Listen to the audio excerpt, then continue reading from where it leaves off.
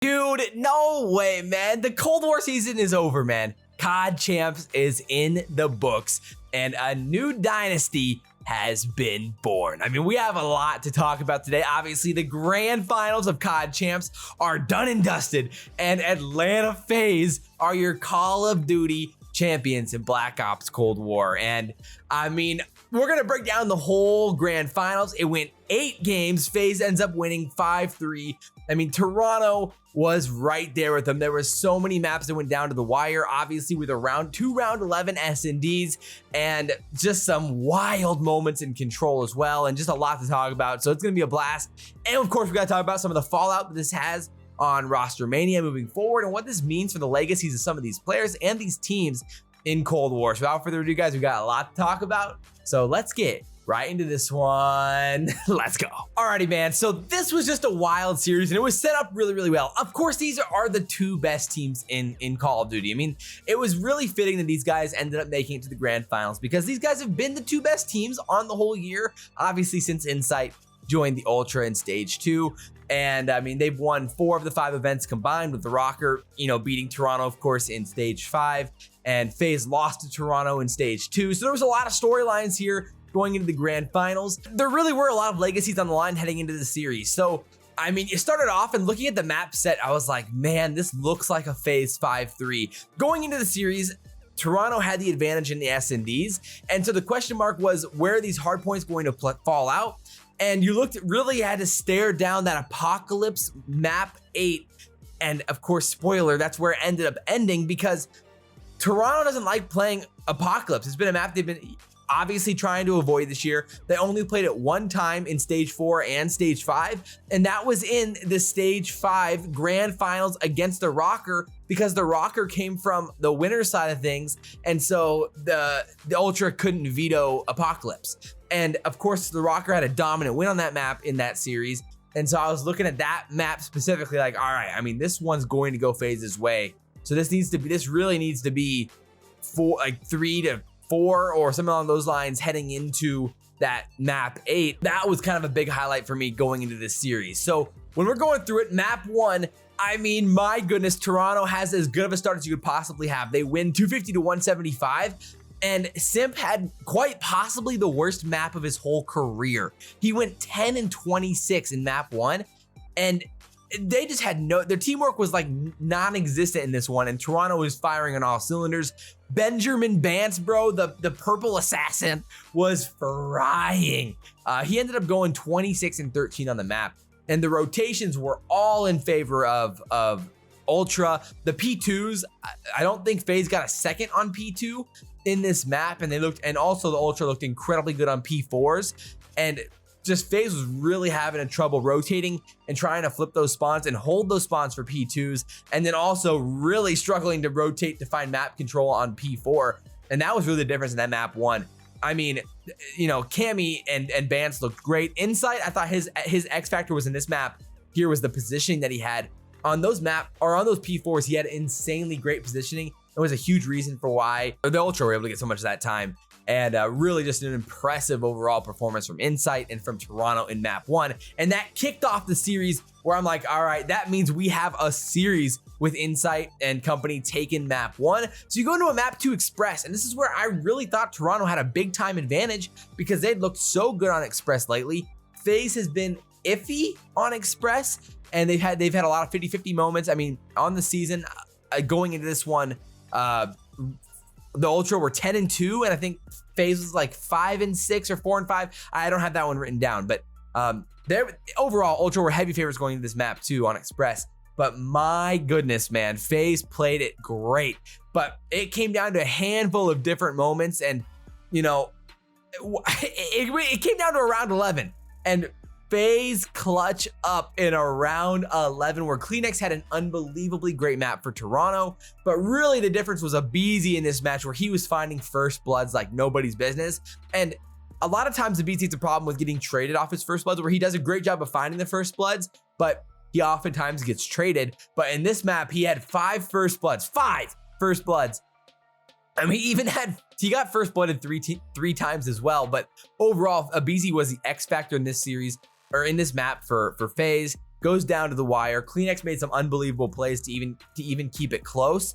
And overall, I just thought FaZe played their numbers great in that round 11 to clutch up in this S&D on Express. So that was a huge map for FaZe. If you go down 0-2 there with a respawn loss and then you lose that Express, like who knows what happens, you know, because you had that Miami S&D later, which you wouldn't have felt good about if you're FaZe. So overall, just a really, really interesting start to the series for sure. So then you head on to a raid control, and this is where you see vintage FaZe.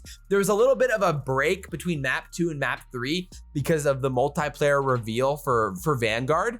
And so there's a world where that had something to do with it a little bit, where you ice the players a little bit, having like that 10-minute break in between maps. So I could see that argument being a thing, but overall, I mean, dude, it wasn't close. FaZe came out 3-0'd them in that raid control, and they were in their spawns the whole time. Offense, defense, all over the place, and just insanely impressive map from them.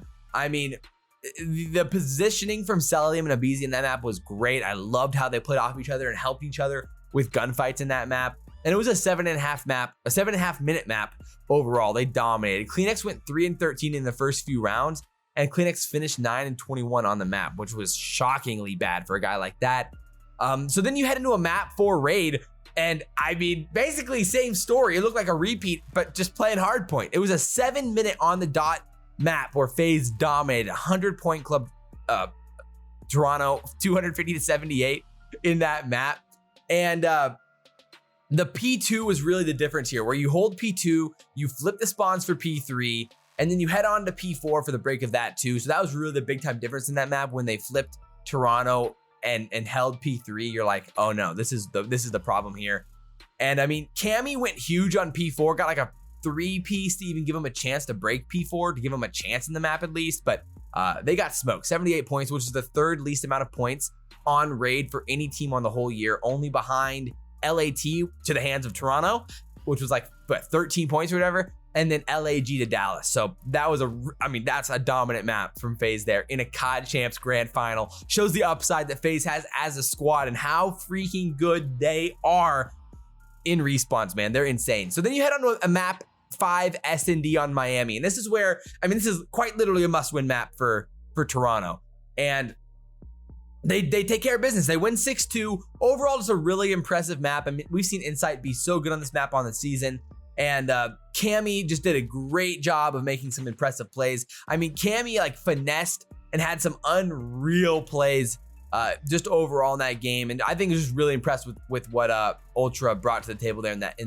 that S&D. I mean, even though RCD's had some nice icy plays, like a 2-piece there, and Cellium ended up going 1-7, so a pretty tough map for Cellium in that S&D as well. So then we go to a garrison control, and this was a crazy map, and this is where, you know, Ultra wished they had this one back, because this could have very well forced the game 9.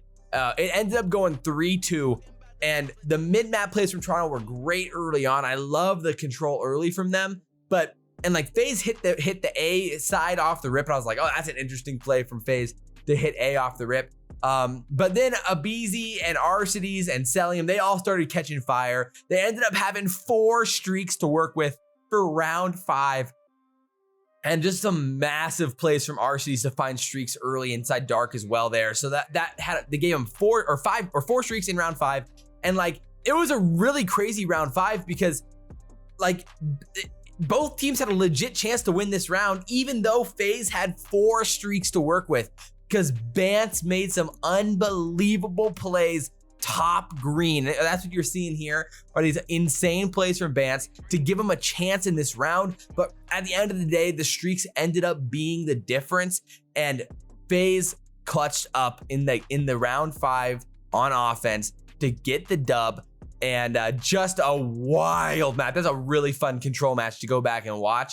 And again, if Ultra win that map, then suddenly this game could be completely different. But it comes down to those streaks from Cellium and from Arcides as the difference in that map. And how many times this year have we seen those 2 players find streaks on Garrison Control? Cellium and Arcides have had streaks on Garrison Control so many times this year, and that ends up being the difference in COD Champs too. So FaZe ends up winning 3-2. We go down to a raid S&D, and this one was crazy as well. These S&Ds were absolutely insane.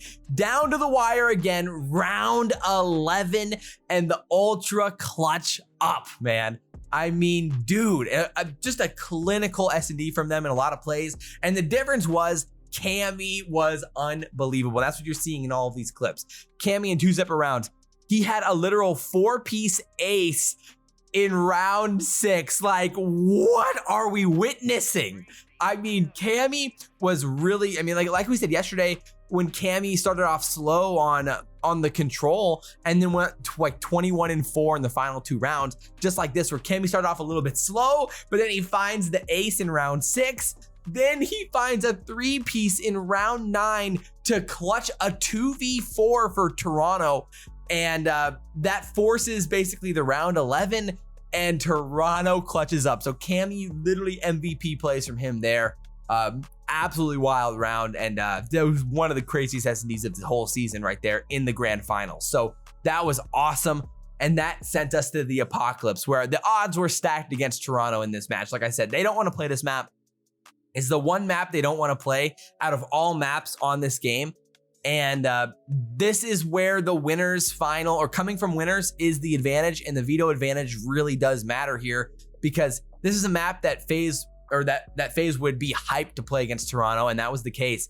And they even started off slow. Toronto had a good go at this early on, but the X factor was Celium, man, in his snaky little spot there inside Shack to get the kill. I think it was on Cammy at the back of the spawn to flip the spawns on P5 after P4, which is what you're seeing here. He flips the spawns because he wall bangs him through the back of the spawn. Ridiculous, awesome plays from Celium there to flip the spawns, and then he finds streaks. He stays alive for a long time to find streaks, plays through the back, gets spawns for P1, P2 as well, uses the streaks, and that really rallies them to end up winning this map and becoming Call of Duty champions in Black Ops Cold War. So, wow, man. I mean, a dynasty is born. It's Celium's first ring, but it's Arcity's second, Simp's second, aBeZy's second, and it's only Simp and aBeZy's 3rd year in Call of Duty, man. It's scary. I mean, again, and some would already debate that this team becomes the dynasty, and then there's a debate about, which I'm sure we'll be talking about in a video at some point this week or next week, about the best teams in COD history, because where does FaZe stand in the best teams of COD history? 3 stage wins with, and think about that, also aBeZy ended up being the Champs MVP, and then you have a conversation about, I mean, stage 1, aBeZy MVP, stage 3, Arcity's MVP, stage 4, Celium MVP, season-long MVP is Simp, and then aBeZy wins the Champs MVP. That is unbelievable. I mean, that's about as good of a season we've ever seen in Call of Duty. I mean, what comes to mind immediately would be Complexity, of course, in Ghost, and then probably Optic in IW, but kind of that run of BO3 to IW as the dynasty that is the OG dynasty. But I mean, for Simp and aBeZy to come into the league, win their first champs ever, and they're like debatably the 2 best players that whole time that they join in BO4. And then you get to Modern Warfare, they lose the grand finals in champs, and they win multiple events that year. Well, home series that year. And then this year you win 3 of the stages and then win COD Champs. And then get second at stage 2. I mean, that's about as good as you can get for a season, and with at least some of that on LAN as well. So, and they win 2 of the 3 LAN tournaments this year too. So, I mean, literally dynasty stuff from FaZe, and they're right there with Complexity and Optic with the best runs ever. And then you have to talk about the individual runs from Arcity's as well, and Arcity's winning with eUnited, last year getting top 3 at champs with Optic, and then this year winning champs again with FaZe. I mean, just crazy stuff. And then Celium as well with his now 3rd year in the league, winning champs as well. This team is scary moving forward, obviously, and it really comes down to, will they have this champ slump where, you know, you kind of lose, like what we've seen in the NFL all the time with teams kind of losing a little bit of that drive? But the question is how true is their drive to be a dynasty?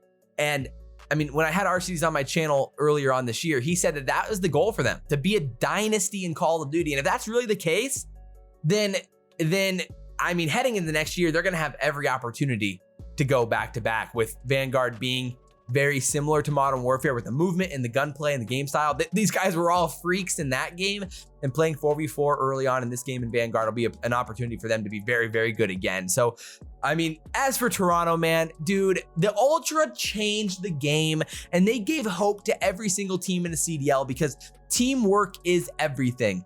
And a guy like Bance, who everybody doubted. I doubted Bance. I absolutely doubted Bance heading into this year. And we saw him at the kickoff event, had an insane map. I think it was on Checkmate.